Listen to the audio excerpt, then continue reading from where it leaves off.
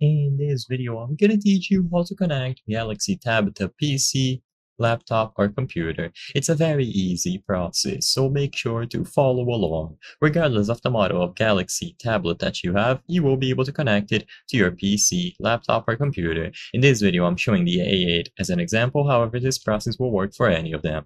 So first, if you just want to transfer files, it is going to be as simple as using a USB cable. If you want to use the Galaxy tablet as a secondary monitor, I'm going to teach you how to do that shortly, but for this process of just transferring files, all that you have to do is plug one end of the cable into the Galaxy tablet and then the other one into the PC or laptop. You can use any of the available USB ports. This can be USB-C to USB-C, USB-C to USB-A, whatever you prefer. You just need to establish a physical connection between the tablet and the PC or the laptop. And as soon as you do this, you will be able to navigate through the storage of your Galaxy Tab. You can grab your photos, videos, files, and so on.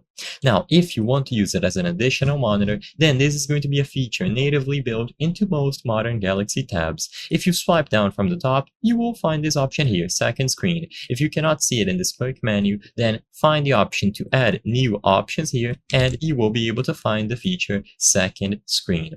Once you go into second screen, you will get instructions on how this works. You can use your tablet as an additional display for your Windows computer. On your computer, press the Windows key plus K. So all that you have to do is press both of these keys here. When you press this combination of keys on your Windows PC or laptop, you will see the cast window. In here, you will be able to locate your Galaxy Tab. So as long as it is in close proximity of your Windows PC or laptop, it is going to connect itself. You will be able to select it from the list, and immediately upon doing this, it is going to act as an additional display. So everything that you see on your Windows PC will now be able to be dragged into the Galaxy Tab, and you can position it however you prefer.